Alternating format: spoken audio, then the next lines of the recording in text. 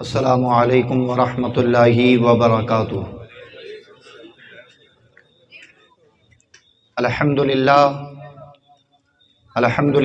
رب العالمین والعاقبۃ للمتقین والصلاة والسلام علی سید الانبیاء والمرسلین وعلی آلہ واصحابہ واہل بیتہ اجمعین، اما بعد۔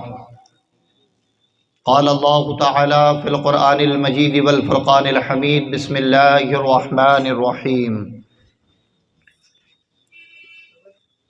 لقد من اللہ علی المؤمنین اذ بعث فیہم رسولا آمنت باللہ صدق اللہ العظیم وصدق رسولہ النبی الامین المتین الکریم ونحن علی ذلک لمن الشاہدین والشاکرین والحمد للہ رب العالمین۔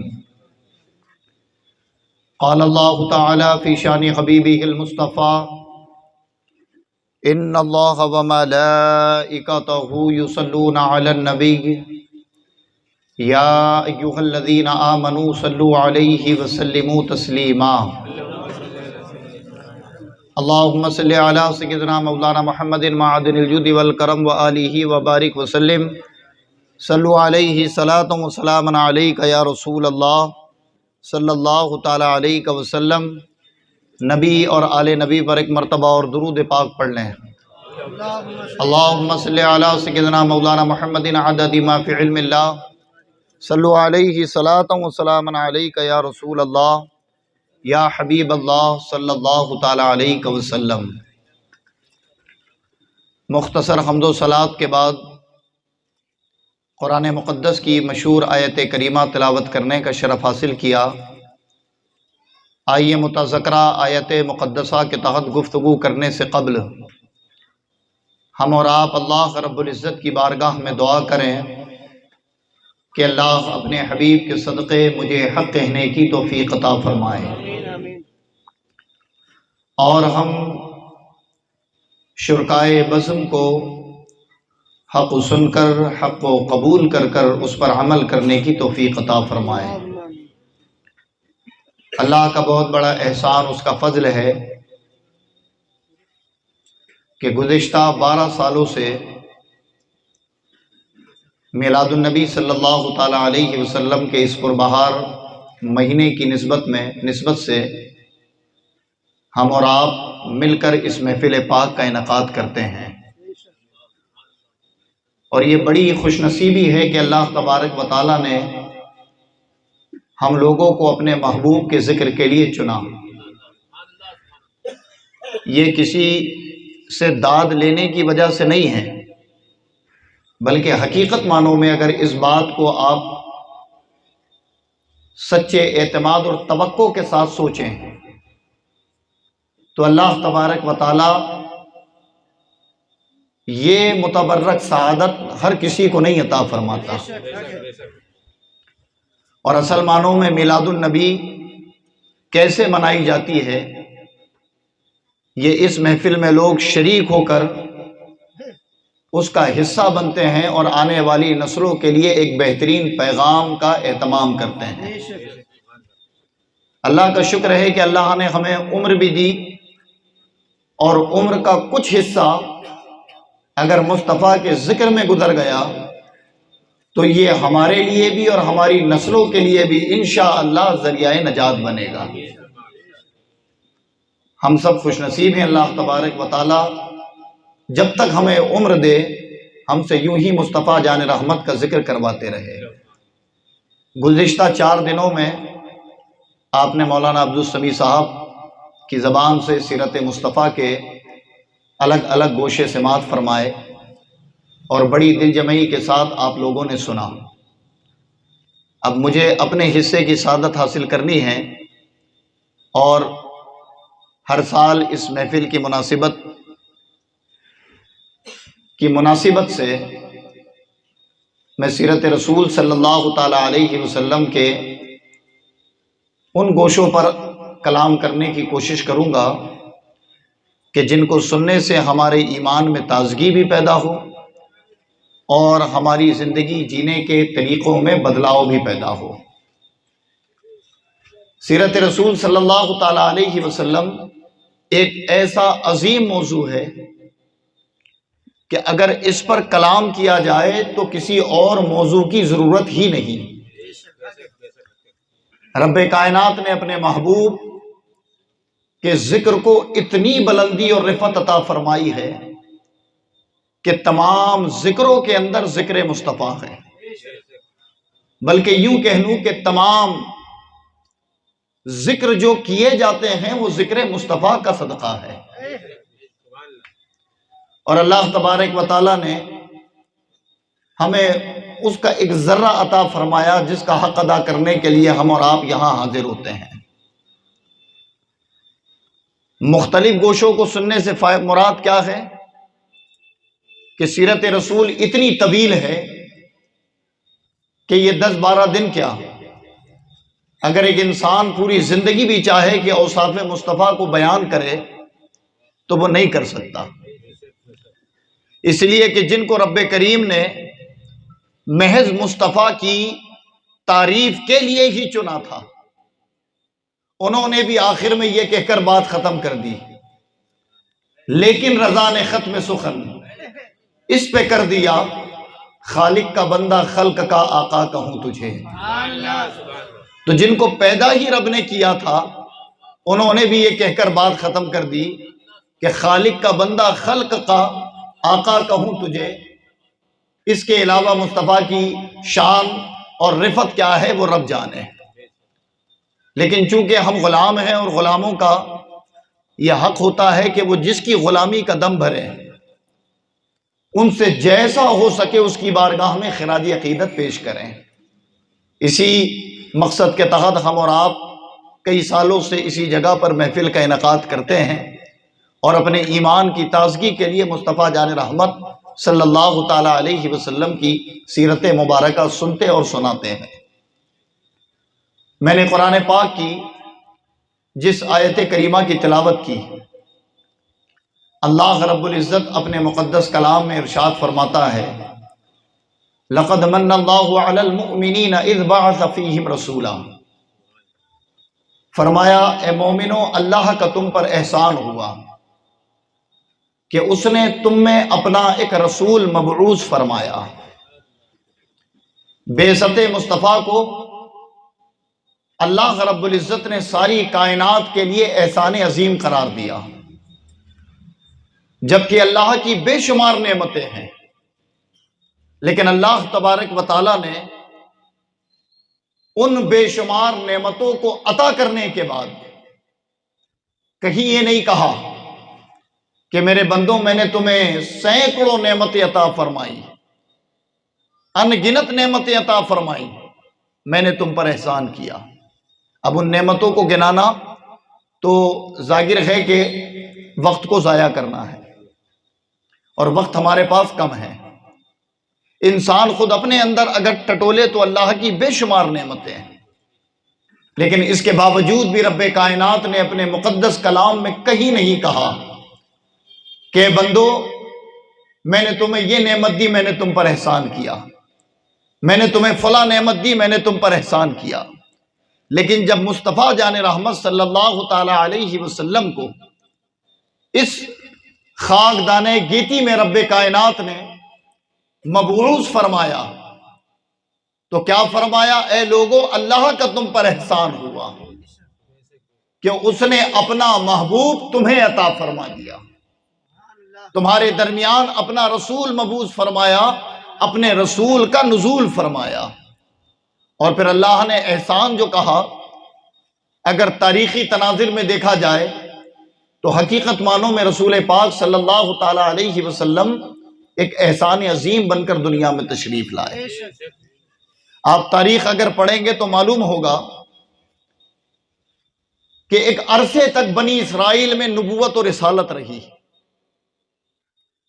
حضرت ابراہیم کے بعد حضرت اسماعیل اور حضرت اسحاق، حضرت اسحاق سے جو نسب چلا تو اس نسب میں حضرت اسحاق سے لے کر حضرت عیسیٰ تک ایک کے بعد دیگر انبیاء علیہم السلام تشریف لاتے رہے۔ اور وہ قوم کہلائی، وہ جماعت کہلائی بنی اسرائیل۔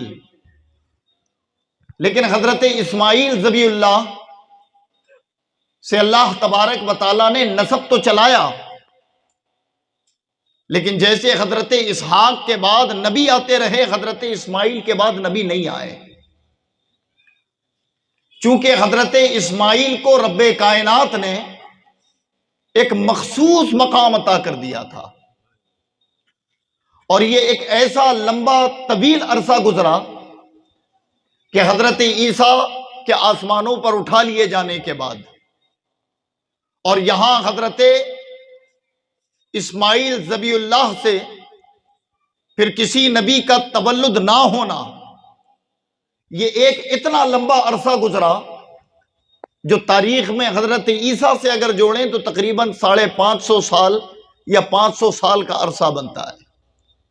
اس عرصے میں روئے زمین پر کوئی ہادی اور کوئی پیغمبر موجود نہ تھا، اور ظاہر ہے کہ جب کوئی ہادی، قائد اور پیغمبر نہیں تھا تو انسان اپنی اصل تعلیم کو بھول کر اپنے نفس کے اتنے عادی بن چکے کہ جو انہیں اچھا لگتا وہ اسے بہتر سمجھتے، اور جو انہیں برا لگتا وہ ان کے لیے اور ان کے پورے معاشرے کے لیے برا قرار دیا جاتا۔ اس لمبے طویل وقفے کے بعد اللہ رب العزت نے انسانیت پر کرم فرمایا، احسان فرمایا، اور حضرت اسماعیل ذبیح اللہ کی نسل سے مصطفیٰ جان رحمت کے نسب کو جوڑ دیا۔ اور اس کی وجہ کیا ہے؟ یہ ان کے مانگنے پر انہیں ملا تھا۔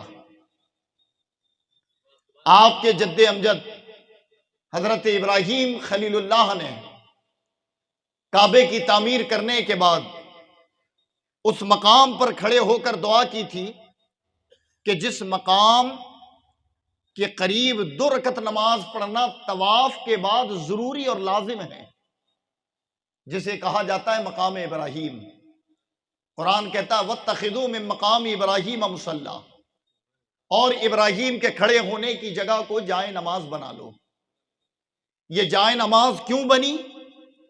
اگر آپ اس کی تحقیق کریں تو معلوم ہوگا کہ جب ابراہیم نے خانہ کعبہ کی تعمیر پوری فرما دی اور جب پائے تکمیل تک عمارت پہنچ گئی تو اس مقام پر کھڑے ہو کر حضرت ابراہیم نے کہا اے پروردگار، میں نے تیری رضا کے لیے تیرے اس گھر کو تعمیر کر دیا، اب مجھے اس کی مزدوری، اس کی اجرت عطا فرما دے۔ اللہ نے فرمایا ابراہیم مانگو اس کے عوض، تم کیا مزدوری چاہتے ہو، اس کی کیا اجرت چاہتے ہو؟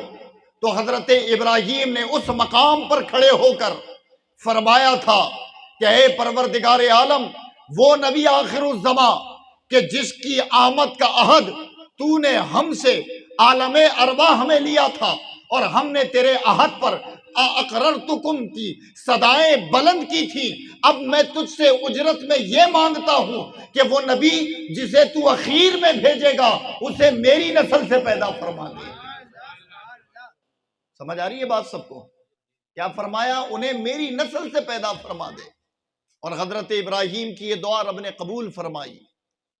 اس مقام پر حضرت ابراہیم کے قدموں کے نشان جذب کر لیے گئے، اور پھر آپ کی نسل سے یعنی حضرت اسماعیل ذبیح اللہ کی پشت سے منتقل ہوتے ہوئے حضرت عبداللہ کی پشت تک میرے آقا کا نور منتقل ہوتا ہوا تشریف لایا۔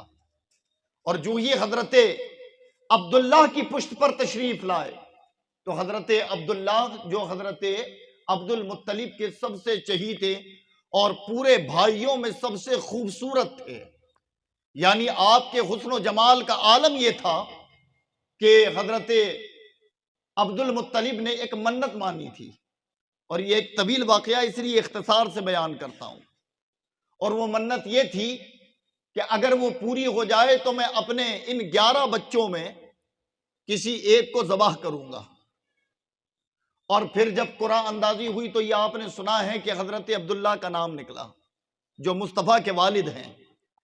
ان کو بچانے کے لیے 100 اونٹوں کو ان کے بدلے ذبح کیا گیا، اور تب جا کر رب کائنات نے حضرت عبداللہ کی اس دور جہالت کی رسومات اور منتوں سے آپ کو نجات دلائی اور آپ کو زندگی عطا کی.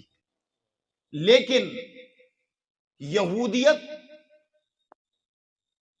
نور محمدی اور آخری نبی کی آمد کی ایک عرصے دراز سے منتظر تھی. یہ کتابوں میں پڑھتے آمد کا تذکرہ، اور انہیں یہ بھی معلوم تھا کہ وہ عرب کے شہر مکہ میں آئیں گے.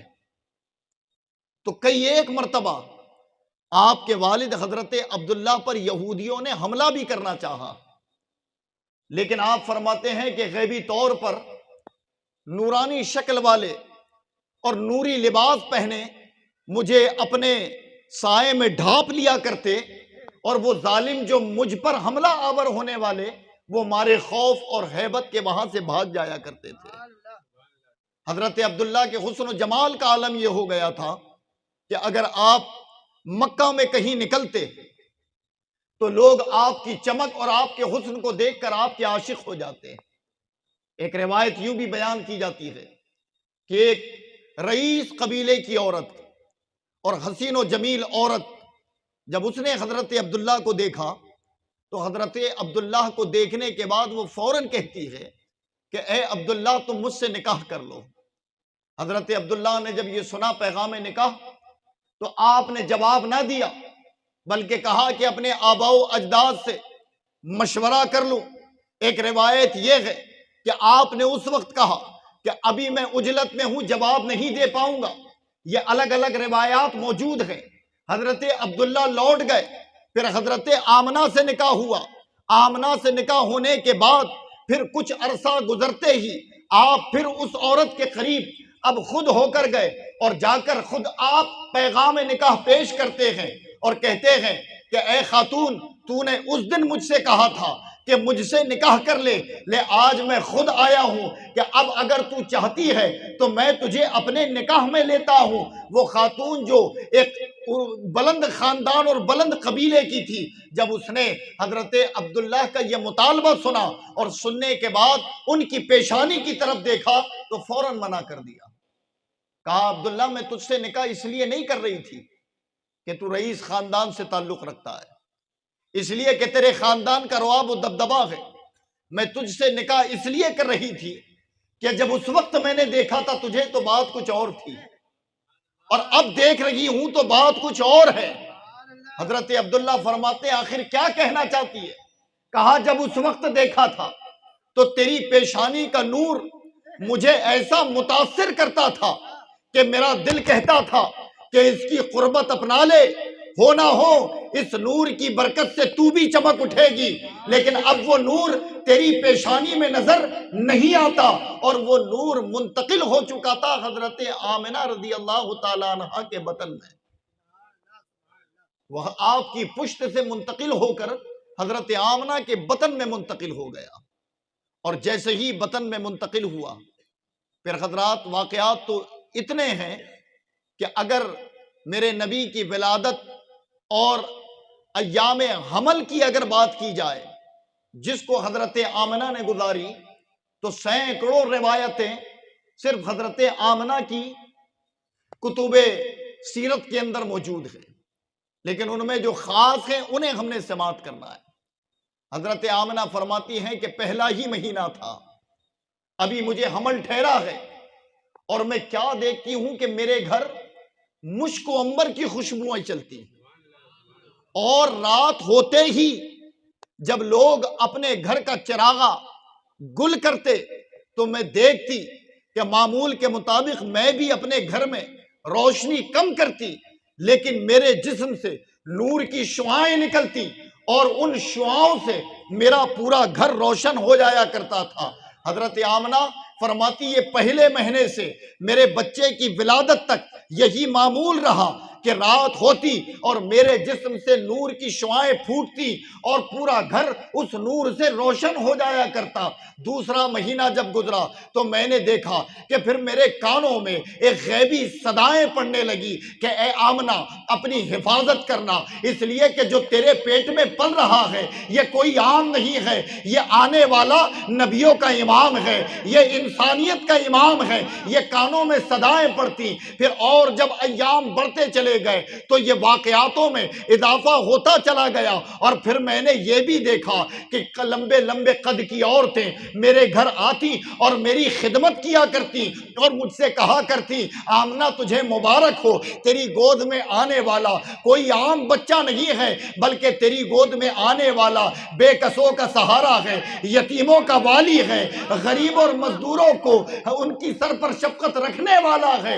جب حضرت آمنہ یہ صدائیں سنتی تو آپ خود اپنے قرابت داروں سے بیان کیا کرتی تھی۔ تو جب لوگ سنتے تو کہتے ہو سکتا ہے کہ ان پر کوئی آسیب ہے، اثرات ہے، چونکہ انہیں نہیں معلوم تھا کہ حضرت آمنہ کی گود میں، حضرت آمنہ کے پیٹ میں پلنے والا بچہ آخر ہے کون۔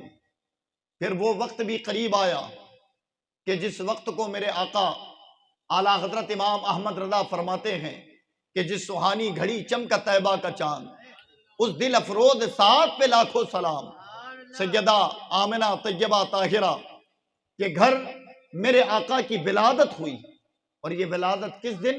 571 ہجری پیر کے دن 12 ربیع الاول شریف صبح صادق کے وقت سے پہلے 4:55 پر غالباً اس وقت میرے آقا کی ولادت باسعادت مکہ معظمہ کی سرزمین پر ہوئی۔ اور جب میرے آقا دنیا میں تشریف لا رہے ہیں تو انداز کیا ہے کہ بقعہ نور وہ کمرہ ہو چکا ہے جہاں میرے آقا کی ولادت ہے۔ حضرت آمنہ کے قریب جتنی عورتیں تھیں وہ کہتی ہیں کہ عام طور پر جب بچے کی ولادت ہو تو یا تو بدبو ہوتی ہے، گندگی ہوتی ہے، لیکن ہماری نگاہوں نے دیکھا کہ جب آمنہ کے بیٹے کی ولادت ہوئی تو پورا کمرہ خوشبو سے معطر تھا، پورا کمرہ بقعہ نور بن چکا تھا۔ اور مصطفیٰ جان رحمت اس مبارک وقت میں دنیا میں تشریف لائے، آپ کی تشریف آوری ہوئی ہے دنیا میں۔ اور بچے جب پیدا ہوتے ہیں تو روتے ہوئے پیدا ہوتے ہیں، لیکن مصطفیٰ جان رحمت جب تشریف لا رہے ہیں تو روتے ہوئے نہیں بلکہ مسکراتے ہوئے دنیا میں تشریف لا رہے ہیں۔ حالت سجدے میں آپ دنیا میں تشریف لائے، انگلی آسمان کی طرف ہے اور آپ کے لبہاں مبارک جنبش کر رہے ہیں، اور پھر اس وقت آپ ناف بریدہ اور ختنہ شدہ دنیا میں پیدا ہوئے۔ یعنی امام الانبیاء کا ناف آپ کے ماں کے پیٹ سے جدا تھا، آپ ختنہ شدہ تھے۔ پیدا ہوئے تو گندگی کا نام و نشان نہیں بلکہ کمرے میں خوشبو ہے، نور ہے۔ اور کیوں نہ ہو کہ جو نبی کے صدقے ہوں وہ آلودگی سے پاک ہوں، تو جو امام الانبیاء نور العلا نور ہو پھر ان کی پارسائی، ان کی طہارت اور ان کی پاکی کا عالم کیا ہوگا جب ان کے صدقے پیدا ہونے والوں کے لیے رب کہہ دے کہ اے محبوب ہم نے آپ کی اہل بیت کو آلودگی سے پاک فرما دیا۔ تو پھر جو مرکز ہو، جڑ ہو، منبع ہو، اس کی پارسائی، اس کی طہارت اور اس کی پاکی کا عالم کیا ہوگا۔ میرے نبی کی ولادت ہوئی اور ولادت ہوتے ہی آپ ایسے پیدا ہوئے جیسے گندگی سے مبرہ، آپ کے جسم اطہر سے خوشبو کی شعائیں چل رہی ہیں۔ حضرت آمنہ فرماتی ہیں کہ ابھی میں نے اپنے بچے کو دیکھا اور چند لمحے گزرے تھے کہ میرے کمرے میں ایک نور ہوا اور میرا بچہ اچانک میری گود سے غائب۔ جب وہ غائب ہوا تو یہ صدائیں تو کانوں میں پڑ رہی تھی کہ انہیں مغرب و مشرق، شمال و جنوب کی سیر کرا دو۔ میں یہ سن تو رہی تھی لیکن پکارنے والا کون یہ مجھے معلوم نہیں، میرے بچے کو کہاں لے گئے مجھے اس کی خبر نہیں۔ تاریخ نگار کہتے ہیں کہ نبی پاک کو پیدا ہوتے ہی تمام عالمین کی سیر کرائی گئی اور بتا دیا گیا کہ اے عالمین، ابھی تک تو ظلم کی گھٹا ٹوپ اندھیریوں میں دبا ہوا تھا، لے اب تجھے ظلم سے نجات دلانے والا نبی آ گیا ہے۔ شجر و حجر، درخت اور تمام مخلوق مصطفیٰ کا دیدار کر لو، تاکہ جب یہ تمہیں حکم دیں تو بغیر چو چرا کیے ان کے قدموں میں چلے آنا۔ اللہ کے نبی کو تمام عالمین کی سیر کرا دی گئی، اور چند لمحوں کے بعد پھر حضرت آمنہ کی گود میں جب حضرت آمنہ نے اپنے بچے کے رخسار کو دیکھا تو اتنا حسین و جمیل بچہ کہ خود ماں اپنے بچے کی بلائیں لے رہی ہے، اور دیکھنے والے کہتے ہیں کہ ہماری آنکھوں نے نہ اتنا خوبصورت بچہ دیکھا اور نہ کسی ماں نے اتنا خوبصورت بچہ پیدا کیا ہوگا۔ وہی حضرت سویبہ، جن کو عرف عام میں صوبیہ کہہ دیتے ہیں لوگ، یہ ابو لہب کی باندی، یہ کھڑی تھی اور وقت ولادت مصطفیٰ یہ اسی کمرے میں تھی، حضرت آمنہ کا تعاون کر رہی تھی۔ جب اس نے دیکھا کہ بچے کی ولادت ہوئی تو یہ مارے خوشی کے دوڑی اور دوڑ کر اپنے آقا ابو لہب کے پاس گئی، اور جا کر کہتی ہیں کہ اے میرے آقا مبارک ہو، آپ کے مرحوم بھائی عبداللہ کے یہاں اللہ نے بیٹا پیدا کیا ہے، ایک بیٹا پیدا ہوا ہے۔ بس اتنا سننا تھا کہ ابو لہب، اس نے اپنے ہاتھ کی اشارے کی انگلی سے، شہادت کی انگلی سے اس باندی کو آزاد کر دیا اور مسکرایا۔ اللہ تبارک و تعالیٰ نے اس کے اس عمل کو ضائع نہیں جانے دیا۔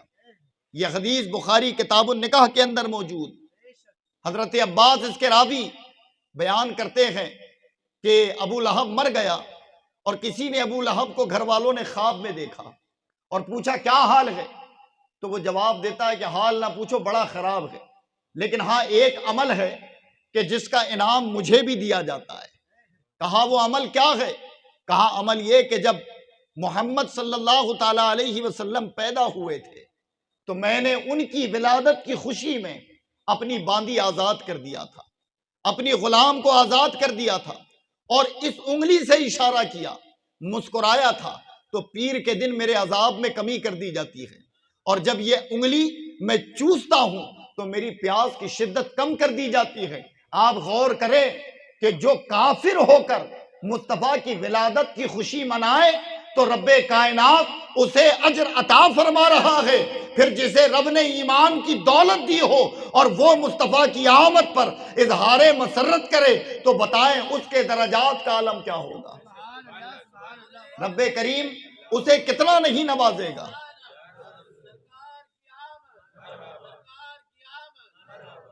نبی پاک صلی اللہ تعالی علیہ وسلم کی ولادت کی خبر آپ کے دادا کو ملی، اور یہ کون؟ سردار قریش حضرت عبد المطلب۔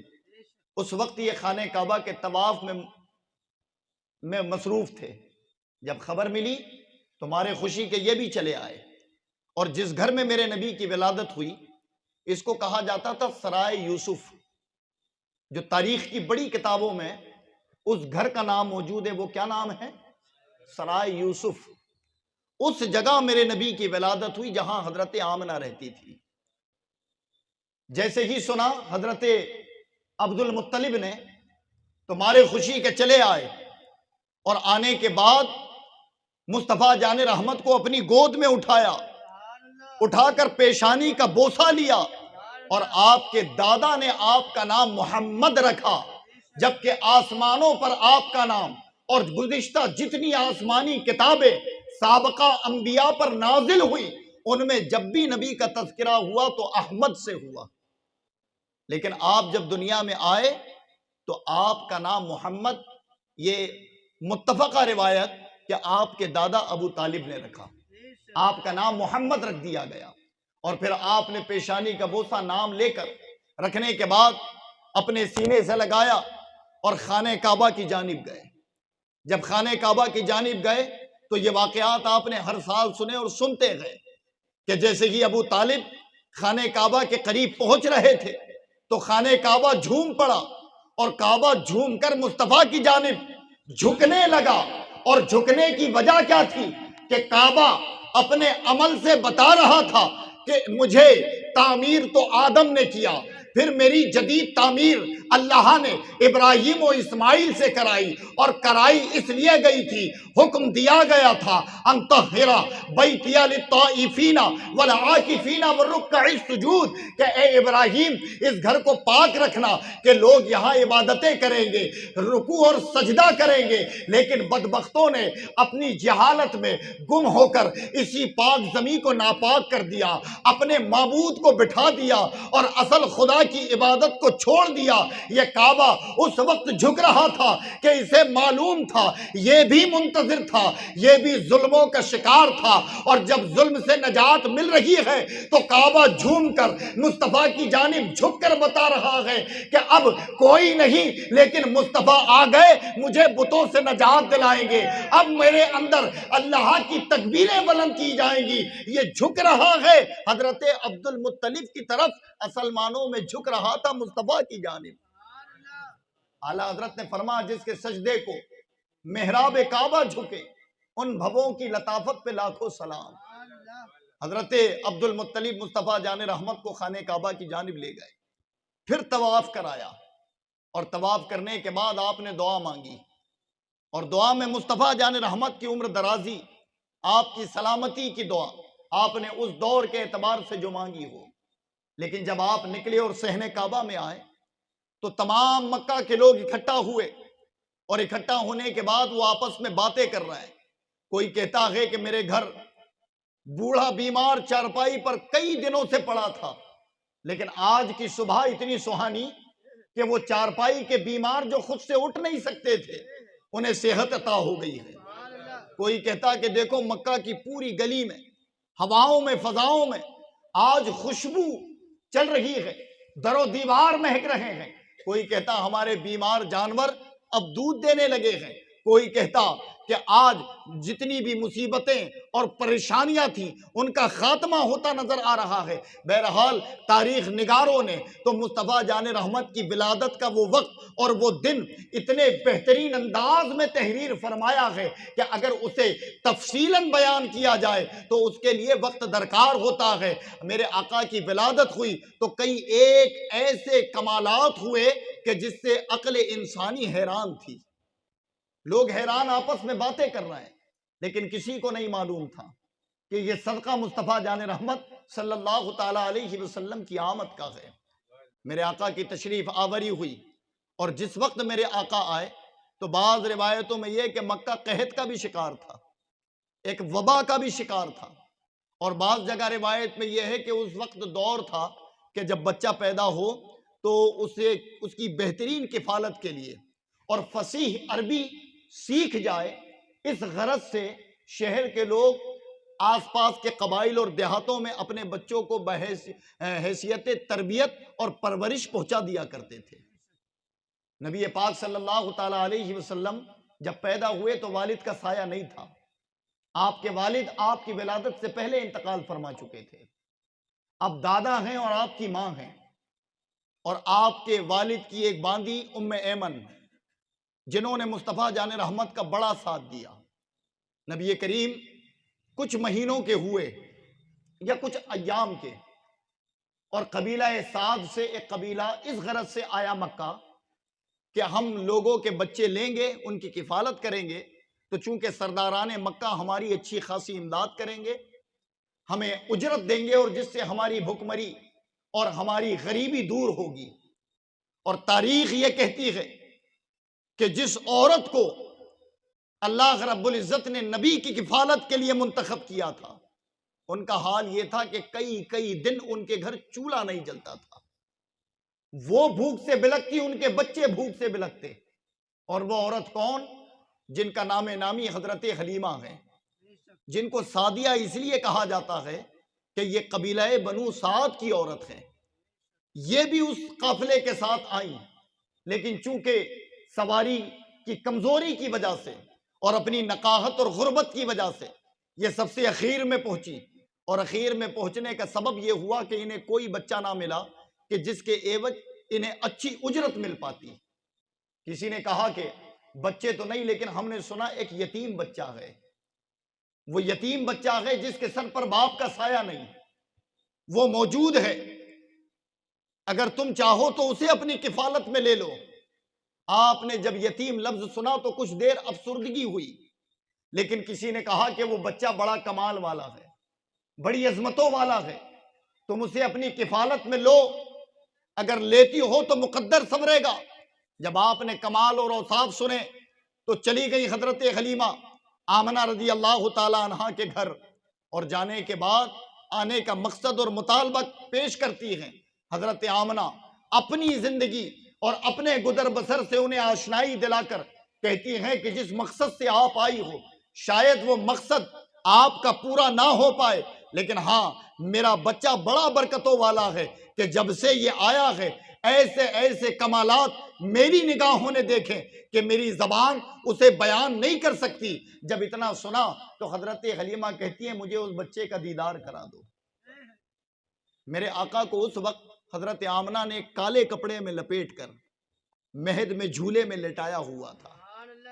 حضرت حلیمہ کی جب نظر پڑی امام الانبیاء پر تو آپ دیکھتے ہی عاشق ہو گئی اور پلٹ کر آئی اور کہتی ہیں حضرت آمنہ سے کہ اے آمنہ اب میرے اندر مال کی ہرس نہیں بچی، اب مجھے کوئی اجرت نہیں چاہیے، مجھ پر تو یہ احسان ہوگا کہ یہ بابرکت بچہ تم مجھے عطا فرما دو۔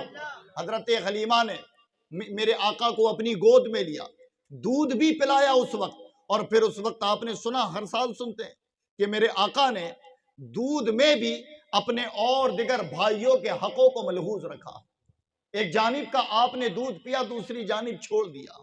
حضرت حلیمہ آپ کو اب اجازت لے کر مکہ سے قبیلہ سعد کی طرف جانے کا آپ نے جب عزم اٹھایا تو حضرت آمنہ فرماتی ہیں کہ میرے بچے کا خیال رکھنا، یہ میرا بچہ بڑا ہی بابرکت ہے، اسے بلاؤں وباؤں سے بچا کر رکھنا۔ چونکہ ماں تھی اور ماں تو ماں ہوتی ہے، تو جاتے وقت حضرت حلیمہ کو یہ وصیتیں کی، اور حضرت حلیمہ جب امام الانبیاء کو اپنی گود میں لے کر اپنے خیمے کی طرف آئی جہاں آپ کے شوہر اور سواری موجود تھی، جیسے ہی قریب گئی تو کیا دیکھتی ہیں کہ وہ سواری جو چند قدم چل بھی نہیں سکتی ہے اب وہ کھڑی رو رہی ہے، اور رونے کا سبب حقیقت میں اگر کوئی پوچھے تو وہ جواب دیتی نظر آئے گی کہ اسے نقاہت اور تکلیف کی وجہ سے آنسو نہیں آتے تھے، بلکہ وہ تو اپنے مقدر پر ناز کر رہی تھی کہ پروردگار بنائے گئے دنیا میں تمام حیوانات تیرے ہی ہیں، لیکن آج میرا مقدر چمک گیا ہے کہ امام الانبیاء میرے اوپر سوار ہوں گے، اور اس کی رفتار بڑھ گئی، وہ خوشبو سے معطر ہو گئی۔ حضرت حلیمہ جب قبیلہ سعد کی طرف چلتی ہیں تو وہ واقعات آپ ہر سال سنتے ہیں کہ انداز اس سواری کا یہ کہ وہ تمام سواریوں کو چھوڑ کر آگے نکلتے جاتی ہے، اور جس راستے سے گزرتی ہے اس راستے کو خوشبو سے معطر کرتی چلی جاتی ہے۔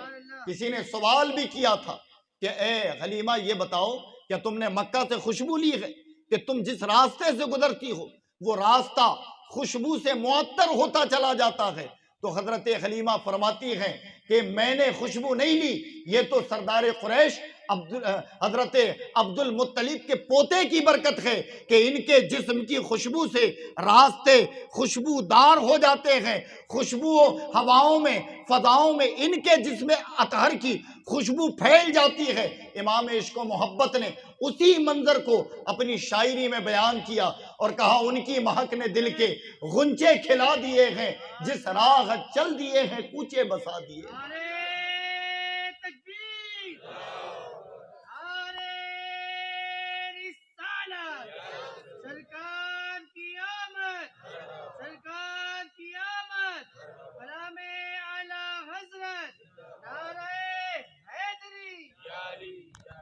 یہ قافلہ سفر کرتا ہوا قبیلہ بنو سعد پہنچا، اور قبیلہ بنو سعد یہ قحط کا شکار تھا، بھوک مری کا شکار، لوگ غربت میں مبتلا تھے، کھانے کو دانہ نہیں، ان کے جانوروں سے دودھ نہیں ہوتا تھا، یہ اتنے مفلس۔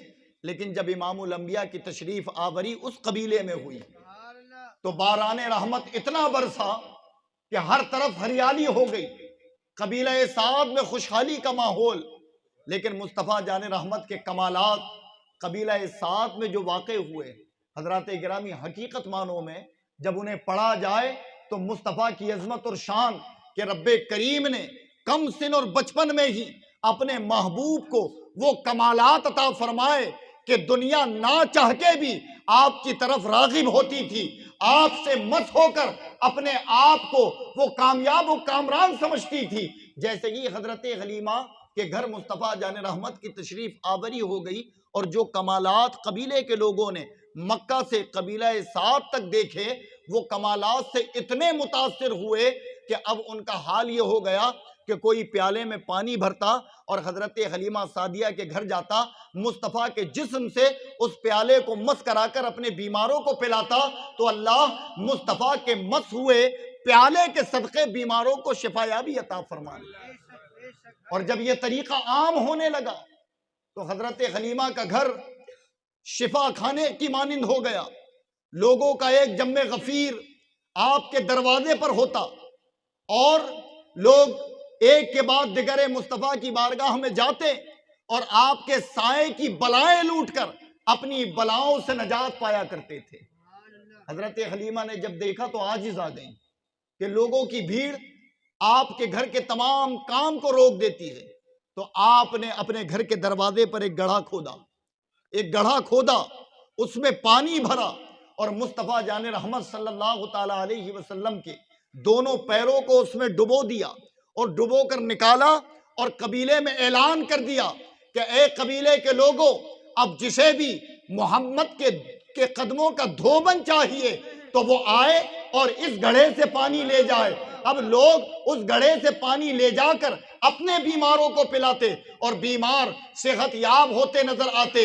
امام عشق و محبت اسی واقعے کی منظر کشی یوں بیان کرتے ہیں کہ جس کے طلبوں کا دھوبن ہے آب حیات، جس کے طلبوں کا دھوبن ہے آب حیات، ہے وہ جانے مسیحا ہمارا نبی۔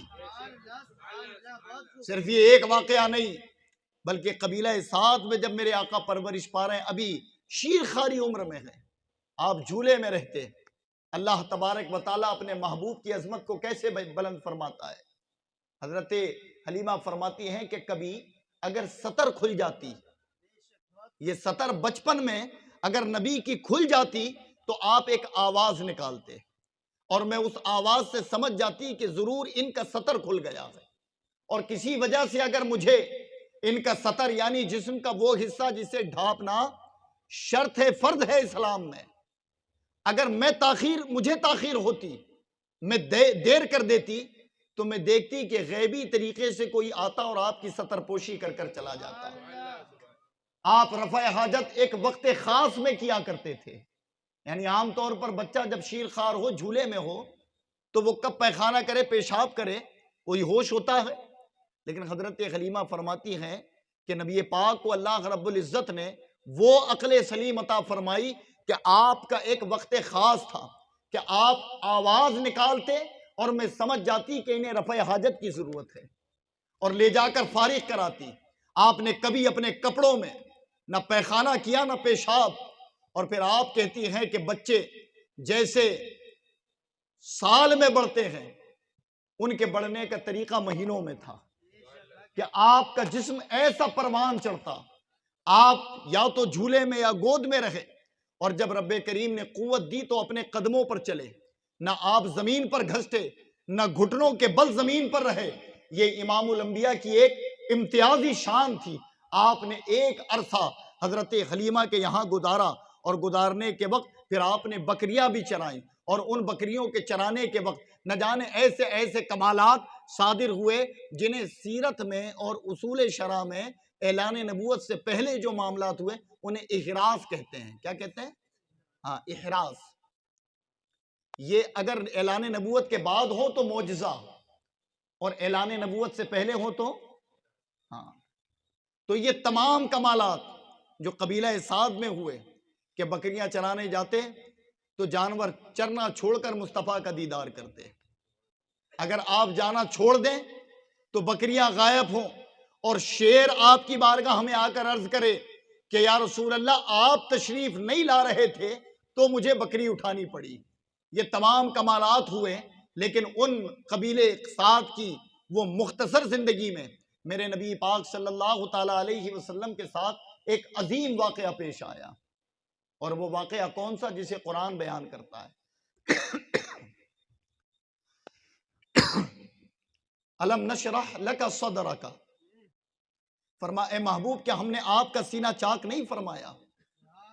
یہ سینہ چاک جو سب سے پہلے میرے نبی کا ہوا وہ قبیلہ بنو سعد میں، کہ جب آپ بکریاں چرانے اپنے رضائی بھائی اور بہنوں کے ساتھ گئے ہوئے، اور وہ بیان کرتے ہیں کہ کوئی آیا اور آپ کو پتھر پر لیٹایا، سینہ پھاڑا، ہم دیکھ کر والدہ کی طرف لوٹ آئے، اور جب پلٹ کر گئے تو دیکھا کہ آپ اسی پتھر پر بیٹھے اور آسمان کی طرف آپ کی نگاہ ہے، اور پھر آپ مسکرا رہے ہیں۔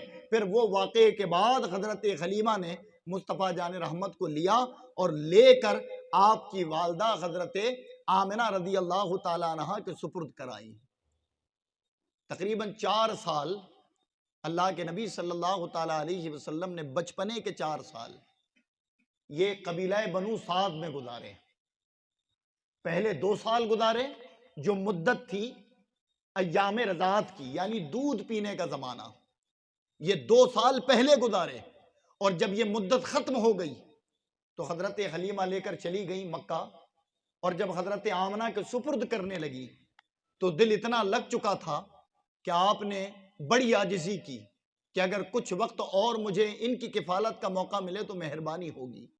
اور تاریخ میں یہ ہے کہ جب آپ لے کر پہنچی تو مکہ ایک وبا کا شکار ہو چکا تھا، ایک پھیلنے والی بیماری مکہ میں تھی۔ اس وجہ سے حضرت آمنہ نے پھر حضرت حلیمہ کے سپرد مصطفیٰ جان رحمت کو کر دیا، اور اس کے بعد 2 سال اور نبی پاک صلی اللہ تعالیٰ علیہ وسلم قبیلہ بنو سعد میں رہے۔ اور یہ شک صادر یعنی سینہ چاک کرنے کا واقعہ یہ اس 4 سال کی عمر میں واقع ہوا کہ جب نبی پاک کا 4تھا سال عمر کا ہے، اور آپ کو جنگل میں ایک چٹان پر لیٹا کر فرشتوں نے سینہ چاک کیا، آپ کے دل کو نکالا، اس کو مشک و عنبر سے دھویا، اور دل میں جتنے بھی لوازمات جو دنیا داری کے ہوتے ہیں انہیں ختم کر کر آپ کا سینہ جیسے کا ویسا کر دیا۔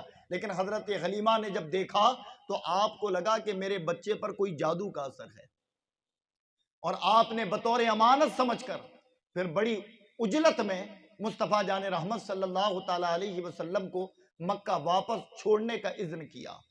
لیکن حضرات قرآن میں جو یہ واقعہ موجود ہے، یہ بتانے کا مقصد یہ ہے کہ یہاں ہمارے بچے نوجوان سب اس سیرت پاک میں بیٹھتے ہیں، واقعات بتانا مقصد نہیں، اس لیے کہ کوئی ہزاروں سال بھی بیان کرے تو واقع وہی رہیں گے جو ہوئے ہیں، مرضی سے کوئی نئی بات اس میں پیش نہیں کر سکتا، اور جو مرضی سے نئی بات میرے مصطفیٰ کی جانب منسوب کرے اس کا ٹھکانہ جہنم، یہ بخاری کی حدیث ہے۔ ہاں، کہ جو من گھڑت باتیں نبی کی جانب منسوب کرے تو بخاری میں پہلے جلد میں یہ حدیث ہے کہ اس کا ٹھکانہ جہنم ہے۔ تو یاد رکھیں کہ واقعات تو وہی، اور سیرت کا معنی یہی ہوتا ہے کہ اگر ہم نے سیرت سننی ہے تو پھر ابتدا سے لے کر انتہا تک مصطفیٰ جان رحمت کی زندگی کے وہ متبرک گوشے سننا پڑے گا، اور اس سننے کا فائدہ یہ ہوگا، ہوتا ہے کہ جب کسی چیز کو بار بار سن لیں، کئی بار سن لیں، اور یہ فطرت ہے انسان کی، تو پھر کوئی اسے کتنے ہی اچھے انداز میں بیان کرے، پھر وہ سننے کا مزہ نہیں ہوتا، کیونکہ علم ہو گیا نا، اس چیز کو سن رکھا ہے آپ نے، آپ کے ذہن میں وہ بات، آپ کے کانوں نے کئی مرتبہ اس بات کو سنا ہے۔ جیسے ایک مثال ہے کہ آپ اگر ناگپور میں رہ رہے ہوں، تاج آباد شریف میں ہے نا، تاج باغ میں آپ رہ رہے ہو، میں کہیں اور کی مثال نہیں دیتا، تو آپ نے وہاں کے لوکل لوگوں کو دیکھا ہوگا، لوکلوں کو، ان لوکل لوگوں کے اندر سے ادب ختم ہو گیا، ادب ختم ہو گیا۔ وجہ کیا ہے؟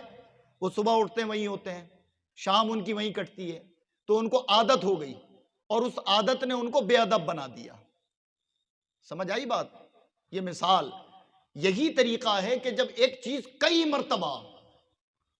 مرتبہ آدمی کے کانوں کے پردے سے ٹکرائے اور وہ سننے کا عادی بن جائے تو جو دل کی کیفیت ہونی چاہیے بعض اوقات وہ نہیں بن پاتی، اور یہ مجھے محسوس ہو رہا ہے آج کہ یہ واقعات چونکہ آپ نے کئی مرتبہ سنا ہے تو میں دیکھیں اس میں کوئی نئی چیز تو نہیں لا سکتا، ہاں بس انداز بدل سکتا ہوں، تو وہی کرنے کی کوشش کر رہا ہوں آج، وہی کرنے کی کوشش کیا کہ انداز بدل دوں، کہ جس انداز میں ہر سال بیان کرتا ہوں اس سے کچھ الگ انداز میں بیان کروں. سمجھ آئی؟ یہ واقعات بتانا اہم ہے سیرت رسول کے لیے، تاکہ بچپن ولادت سے لے کر وصال تک اگر میرے نبی کی زندگی کا ایک رکن بھی کوئی اٹھا کر پڑھنا چاہے تو وہ باکمال نظر آئے اور لاریب نظر آئے. نبی اعلان نبوت کے بعد لاریب نہیں ہوئے، نبی پیدا ہونے سے پہلے لاریب اور پیدا ہونے کے بعد بھی لاریب ہے. اس وقت سے آپ کے اندر کوئی نقص کا جنس موجود نہیں. تو یہ شک صادر جو ہوا، اسے بتانا مقصد کیا ہے؟ یہ واقعہ ہوا قرآن میں موجود، لیکن آپ کو معلوم کہ پوری دنیا کو قرآن نے ایک بڑا علم دیا ہے. اور وہ علم کیا ہے؟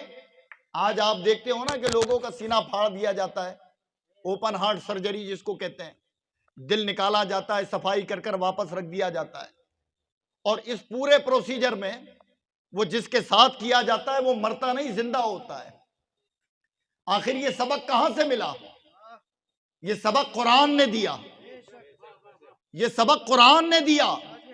بتایا کہ لوگوں اگر دل خراب ہو جائے، دل خراب ہو جائے تو اسے نکالنا، اور جب اسے تم نکالو گے تو یہ علم تمہارے رب نے تمہیں دیا، اور اس پر اپلائی اگر رب نے کیا تو وہ مصطفیٰ کی ذات ہے، اور مصطفیٰ کی ذات سے متصل کر کر اس کو تقویت دے دی کہ کوئی جدید سائنس اسے اپنی تحقیق نہ سمجھ پائے.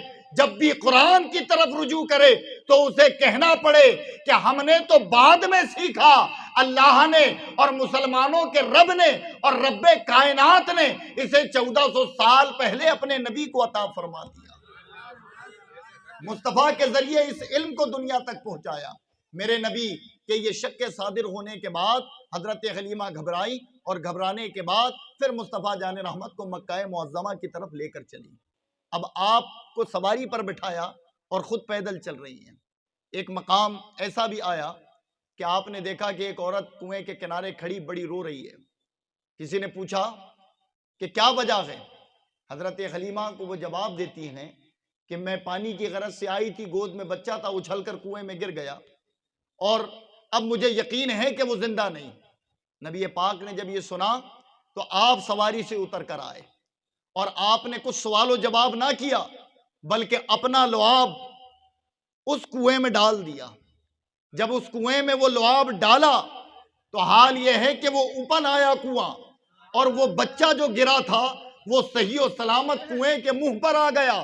ماں نے بچے کو اٹھایا، سینے سے لگایا اور چوما، اور رونے کے بجائے اب وہ ماں مارے خوشی کے ہنسنے لگتی ہے. اعلیٰ حضرت اسی واقعے کو یوں بیان فرماتے ہیں کہ جب آ گئی ہے جوش رحمت پہ ان کی آنکھیں، جلتے بجھا دیے ہیں، روتے ہنسا دیے. پھر وہاں سے سفر آگے ہوا تو ایک مقام پر حضرت حلیمہ نے مصطفیٰ کو بٹھایا اور رفع حاجت کے لیے گئی، یعنی اپنی ضروری حاجت سے فارغ ہونے کے لیے. جب لوٹ کر آئی تو نبی پاک وہاں موجود نہیں تھے. آپ پریشان ہو گئی. آپ نے دیوانہ وار آپ کو تلاش کرنا چاہا، ڈھونڈنا چاہا، لیکن نبی کا پتہ نہیں چلا. قریب سے ایک آدمی کا گزر ہوا تو اس نے کہا کہ اے خاتون کیا بات ہے، بڑی پریشان ہے؟ تو اس نے کہا کہ میرا ایک بچہ، یہ قد ہے، یہ چہرہ ہے، اگر کہیں دیکھا ہو تو بتاؤ. وہ کہتا میں نے تو نہیں دیکھا، لیکن اگر تو چاہتی ہے کہ وہ مل جائے تو قریب ہی ہمارا ایک بت ہے، وہ اتنا طاقتور ہے کہ جو بھی مراد مانی جائے وہ پوری ہوتی ہے. حضرت حلیمہ نے یہ سنا تو سننے کے بعد چلی گئی. چونکہ محبت تھی، شفقت اور ذمہ داری بھی تھی کہ نبی کو واپس حضرت آمنہ کو لوٹانا ہے. آپ اس بت کے پاس گئیں، اور بت کے پاس جانے کے بعد جیسے ہی کہا کہ اے بت، میں کسی کے کہنے پر تیرے پاس آئی ہوں، اگر حقیقت میں تیری یہ تاثیر ہے تو میرا بیٹا محمد، اسے وہ کہاں ہے، اس کا ٹھکانہ بتا. لفظ محمد حضرت حلیمہ کے نام پر زبان پر آیا، وہ بت جسے لوگ عظیم جانتے تھے وہ منہ کے بل زمین پر گر پڑا، وہ زمین پر گر پڑا. یہ میرے مصطفیٰ کے نام کی تاثیر کہ نام لیا جاتا تو بت شکن ہو جاتے تھے۔ حضرت خلیمہ نے بڑا ڈھونڈا لیکن نبی پاک کا کوئی پتہ نہ چلا، اور نبی کریم خود تنہا اللہ تبارک و تعالی کی دیوانگی میں اور محبت میں خود رفتہ ہوتے ہوئے اس راستے پر چل دیے جہاں آپ کو جانا تھا۔ اور جب آپ کے گم ہونے کی خبر حضرت خلیمہ کے ذریعے مکہ پہنچی، اور مکہ میں جب آپ کے دادا حضرت عبد المطلب کے کانوں تک پہنچی تو یہ بڑی محبت کرتے تھے، اتنا پریشان ہوئے کہ آپ نے منادیوں کے ذریعے پورے مکہ اور اس کے اطراف میں اپنے لوگوں کو چھوڑ دیا اور کہا جاؤ میرے پوتے کو تلاش کرو۔ جب تمام لوگ تلاش میں جٹ گئے تو حضرت عبد المطلب بھی ایک جانب نکلے، اور تلاش کرتے کرتے آپ ایک باغ میں پہنچے، اور جب باغ میں پہنچے تو دیکھے کہ میرے آقا ایک درخت پر ٹیک لگائے آسمان کی طرف چہرہ ہے اور چہرے سے نور کی شعائیں پھوٹ رہی ہیں۔ آپ قریب گئے، کہا بیٹا یہاں کیسے؟ تو اس وقت آپ نے کوئی جواب نہ دیا، بڑی وحلانہ محبت سے سینے پر لگایا، اور لگانے کے بعد پھر مصطفیٰ جان رحمت کو لے کر آپ مکہ چلے آئے، حضرت خلیمہ بھی چلی آئی۔ یہ واقعہ بتانا مقصد نہیں، بلکہ اس کے پیچھے ایک عقیدہ ہے جس کے نام پر نہ جانے کتنی گمراہیت پھیلائی گئی۔ سنیں، اب اسی واقعے کو قرآن بیان کرتا ہے سورہ دوحہ کے اندر، اور قرآن کیا بیان کرتا ہے؟ وَوَجَدَكَ ضَالًّا فَہَدَىٰ۔ اس کا ترجمہ کئیوں نے کیا اسی واقعے کو، کہ چونکہ آپ گم گئے، لوگوں کو نہ ملے، تو کسی نے سوچا کہ وہ راستہ بھٹک گئے۔ قرآن کہتا ہے وَوَجَدَكَ ضَالًّا فَہَدَىٰ۔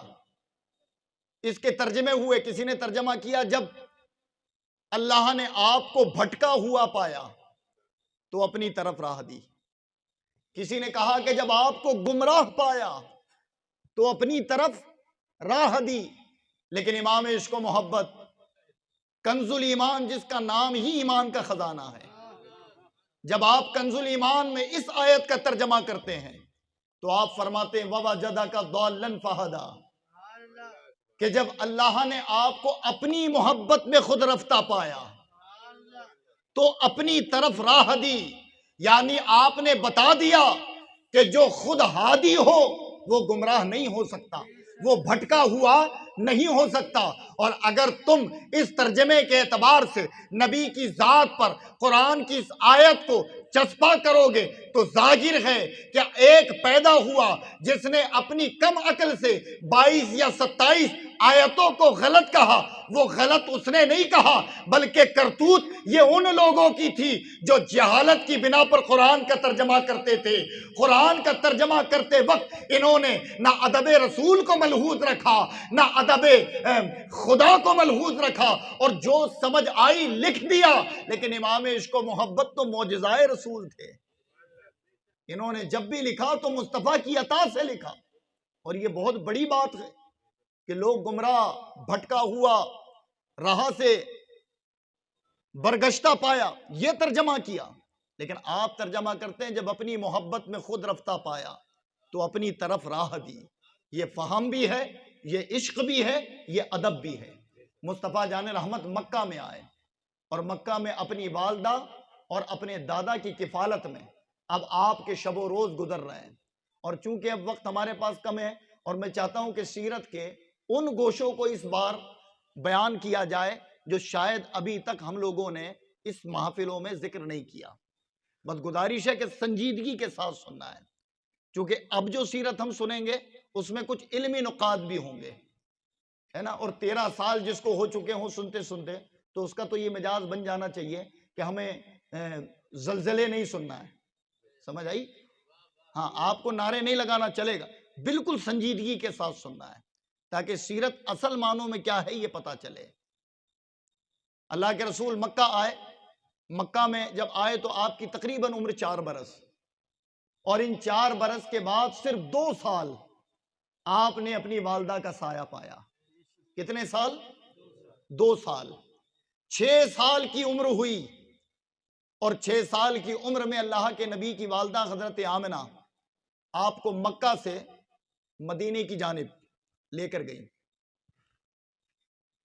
اور جب وہاں سے آپ کا لوٹنا ہوا تو مدینے کے قریب ایک مقام ہے، مقام ابواہ۔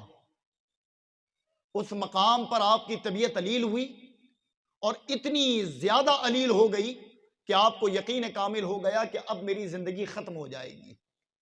اس وقت ایک باندھی ام ایمن ساتھ تھی اور مصطفیٰ جان رحمت 6 سال کی عمر ہے، والدہ کا تڑپنا آنکھوں سے دیکھ رہے ہیں، اور میرے آقا اپنی والدہ کے پہلو میں بیٹھ کر جو تاریخ میں واقعہ ہے اور سسکیاں بندھی ہوئی ہیں اور ماں کی محبت میں رو رہے ہیں، اور ماں اپنی آخری سانسیں لیتے لیتے اپنے بیٹے کی طرف دیکھ کر عرض کرتی ہے کہ پروردگار، میں تیری بارگاہ میں آ تو رہی ہوں، لیکن مجھے یقین ہے کہ تو نے میرے بطن سے ایک ستھرا اور پاک بیٹا عطا فرمایا ہے، یہ میرا بیٹا اتنی بلندی پائے گا کہ صبح قیامت تک میرے بیٹے کی وجہ سے مجھے یاد کیا جائے گا۔ اور حقیقت معنوں میں حضرت آمنہ جو رخصتی کے وقت اپنے بیٹے کو دعائیں دے رہی تھی، یہ دعاؤں کا ثمرہ کہ مصطفیٰ جان رحمت کو رب نے نبوت کے ان مناصبوں کو طے کرایا کہ کسی نبی کو پھر وہ منصب اور وہ مقام نہیں ملا۔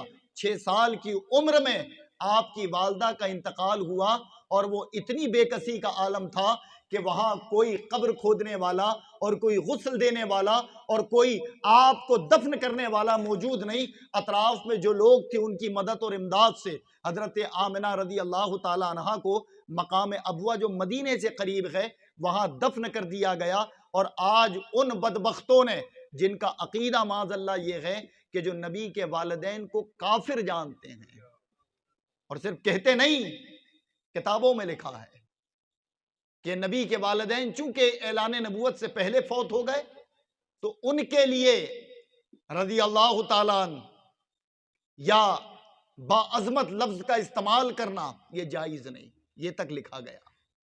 یہ لکھا گیا کہ انہیں بلا شبہ کافر مانا جائے چونکہ انہوں نے دین محمدی کو نہیں اپنایا، کلمہ نہیں پڑھا۔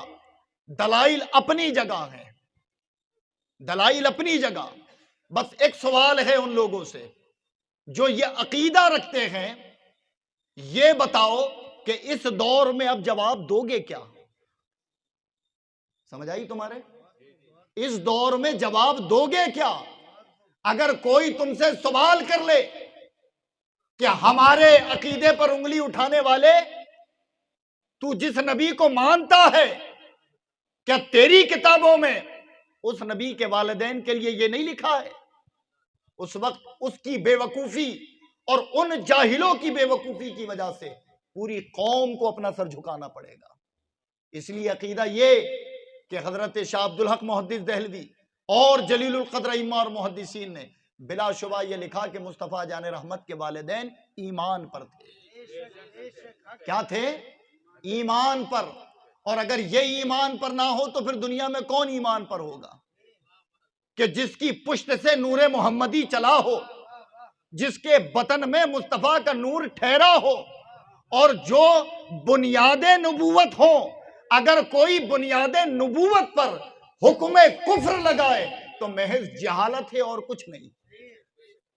آپ دیکھیں کہ حضرت یونس علیہ السلام چند دن مچھلی کے پیٹ میں رہے، ہے نا، کچھ مہینے رہے یونس علیہ السلام، تو وہ مچھلی کو عروج اتنا ملا کہ اس کا ذکر قرآن میں، اور اگر وہ آیت کوئی پڑھے تو اسے ثواب ملتا ہے۔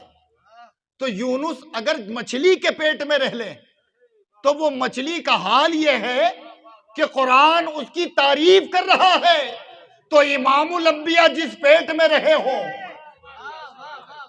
جس شکم میں مصطفیٰ جان رحمت ہو، آپ سوچیں کہ پھر اس کا حال کیا ہوگا۔ تو بلا شبہ نبی کے والدین مومن ہیں۔ کیا ہے؟ مومن ہیں۔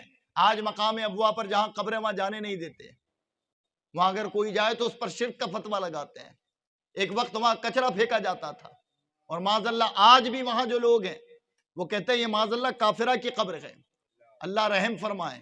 یہی وجہ ہے کہ خدا جب دین لیتا ہے تو عقلیں چھین لیتا ہے، اور جن چیزوں کو وہ ایمان سمجھ بیٹھے ہیں حقیقت معنوں میں ایمان کا اس سے کوئی لینا دینا ہی نہیں۔ ایمان تو محبت رسول کا نام اور ادب رسول کا نام ہے۔ اگر یہ ختم ہو جائے تو پھر کوئی سجدہ کر کر بھی مر جائے وہ ایمان والا نہیں ہو سکتا۔ تو اللہ کے رسول صلی اللہ تعالیٰ علیہ وسلم کی والدہ کا انتقال 6 سال کی عمر میں ہوا، اور وہ بڑی مصیبت کا وقت تھا۔ ام ایمن فرماتی ہیں کہ تدفین کرنے کے بعد جب میں محمد صلی اللہ تعالیٰ علیہ وسلم کو اپنے ساتھ سواری پر سوار کر کر مکہ کی جانب آ رہی تھی تو میرے آقا ام ایمن کے پیچھے بیٹھے ہوئے تھے، اور پیچھے بیٹھ کر ان کی پیٹھ سے چمٹ جاتے، اور چمٹ کر بس ہر تھوڑی دیر میں ان کی سسکیاں سنائی دیتی، اور وہ جملہ زبان پر ہوتا کہ ہائے میری ماں، یعنی باپ تو تھا نہیں، اب ماں کا بھی وصال ہو گیا۔ اور سوچے 6 سال کا بچہ یتیم ہو چکا ہو، اور جب کسی کی پشت سے چپٹ کر بیٹھا ہو تو وہ انداز کیا ہوگا، وہ عالم کیا ہوگا۔ ام ایمن فرماتی ہیں کہ پورے سفر بھر میرا دل پھٹتا محمد کی بے کسی کو اور بے بسی کو دیکھ کر، اور میں ان پر ترس کھا کھا کر روتی، لیکن مجھے یہ نہیں معلوم تھا کہ جس پر آج میں ترس کھا رہی ہوں نہ جانے کتنے یتیم ان کے صدقے یتیمی کے داغ سے نجات پائیں گے، اور یتیم ہونا اپنے لیے فخر سمجھیں گے۔ مصطفیٰ جان رحمت مکہ تشریف لائے، اور حضرت عبد المطلب نے پھر آپ کی کفالت کی، اور اتنی محبت و شفقت کے ساتھ کہ آپ اپنے آپ سے جدا نہیں کرتے ایک لمحہ کے لیے بھی۔ حضرت عبد المطلب نبی کے دادا اپنے پہلو میں سلایا کرتے تھے نبی کو، اپنے ہاتھوں سے لقمہ کھلایا کرتے تھے، نبی کریم کو اپنے ہاتھوں سے نہلاتے، اپنے ہاتھوں سے کپڑے پہناتے۔ اگر کسی فیصلے میں جاتے، چونکہ سردار تھے، تو ممبر پر اپنے ساتھ مصطفیٰ کو بٹھاتے۔ نبی اگر تجارت پر جاتے تو اپنے ساتھ رکھتے، اور کوئی کہتا کہ ابو عبد المطلب تم ان سے اتنی محبت کیوں کرتے ہو، تو حضرت عبد المطلب بعض اوقات فرمایا کرتے تھے کہ مجھے معلوم نہیں کہ میں ان سے کیوں محبت کرتا ہوں، لیکن اگر یہ ایک لمحہ بھی اوجھل ہو جائے تو ایسا لگتا ہے کہ میری جان میرے جسم سے جدا ہو گئی ہے۔ اتنی محبت حضرت عبد المطلب کو مصطفیٰ سے تھی۔ اور جب نبی پاک صلی اللہ تعالیٰ علیہ وسلم کی عمر مبارک 8 برس کی ہوئی، 8 سال کی، تو وہ شفیق دادا کہ جنہوں نے 6 سال سے لے کر 8 سال یعنی 2 سال بڑی محبت سے پالا، کفالت کی، وہ شفیق دادا کا بھی انتقال ہو گیا۔ اور انتقال کے وقت ہی آپ کے دادا نے اپنے تمام بیٹوں کو بلا کر مصطفیٰ جان رحمت صلی اللہ تعالیٰ علیہ وسلم کی کفالت کی ذمہ داری سونپنی چاہیے۔ کون ہے جو میرے اس در یتیم کو اپنے ساتھ رکھے گا؟ تو تمام لوگوں نے تو ہاتھ اٹھایا، لیکن ایک شخص تھا کہ جو خاموش رہا، چونکہ ان کے پاس مال نہیں تھا۔ وہ جناب ابو طالب ہیں، وہ جناب ابو طالب جو کھڑے خاموش۔ جب نبی پاک کے دادا نے دیکھا تو کہا بیٹا اب فیصلہ تم کر لو کہ تمہیں کس کے ساتھ رہنا ہے، تمہیں کس کے ساتھ رہنا ہے۔ میرے آقا کی 8 برس کی عمر ہے، اور آپ گئے اور اپنے چچا ابو طالب کے ساتھ کھڑے ہو گئے اور کہا دادا میں ان کے ساتھ رہوں گا۔ جب عبد المطلب نے دیکھا کہ جس کا ہاتھ تھاما ہے یہ حقیقت معنوں میں اس کا مستحق ہے، اور پھر اس کے بعد آپ کا وصال باکمال ہوا، اس دن سے لے کر جب تک ابو طالب زندہ رہے، مصطفیٰ جان رحمت کی وہ شفقت اور محبت آپ کے اندر تھی، وہ پیار کہ جب تاریخ میں پڑھا جائے تو ظاہر ہے، میں یہ بات کھل کر کہتا ہوں، یہ بات کھل کر میں کہتا ہوں کہ جو تاریخ میں پڑھا جائے تو چونکہ قانون کی قید ہے جو زبان پر لگتی ہے، دل پر کوئی قید نہیں ہوتی۔ سمجھ آئی؟ یہ سمجھداروں کا اگر کوئی تاریخ سے وابستگی رکھنے والوں کا معاملہ ہوتا تو پھر بات کچھ اور ہوتی، اس جملے پر ان کا طریقہ کچھ اور ہوتا۔ سمجھ آئی؟ اتنا ہی سنو کافی ہے، یہیں تک رہو کافی ہے۔ کیا کہ دل پر قید نہیں ہوتی، زبان پر قید، اور ہم چونکہ اہل سنت ہیں، کیا ہیں ہم؟ ہاں، تو جہاں قید ہے ہم اسے بھی ملحوظ رکھیں گے، اور دل کے راز ہر کسی کو بتاتے نہیں پھریں گے، اس لیے کہ دل کی باتیں اسے بتائی جاتی ہیں جو دل کی سننا جانتا ہو، اور دل کی سنتے مصطفیٰ ہیں، تو فیصلہ مصطفیٰ کریں گے کون تھا صحیح۔ کسی کے نعرے لگا لینے سے، تحقیق کر لینے سے کام نہیں ہوگا. سمجھ آئی بات؟ وہ تو نبی فیصلہ کریں گے کہ کون کیا تھا. بہرحال 8 سال کی عمر سے پوری زندگی جناب ابو طالب نے بڑی محبت اور شفقت کے ساتھ مصطفیٰ جان رحمت صلی اللہ تعالیٰ علیہ وسلم کی کفالت کی، آپ کا ساتھ دیا. اور پھر انشاءاللہ تعالیٰ اس کے آگے کے واقعات، جو میرے نبی کی عمر بڑھتی گئی اور اعلان نبوت، اور پوری ہم نے سیرت سننی ہے انشاءاللہ، تو اس کے آگے کے واقعات میں کل آپ کی سماعتوں تک پہنچانے کی کوشش کروں گا. استغفر اللہ ربی من کل ذنب واتوب الیہ، لا الہ الا اللہ محمد الرسول اللہ صلی اللہ تعالیٰ علیہ وسلم.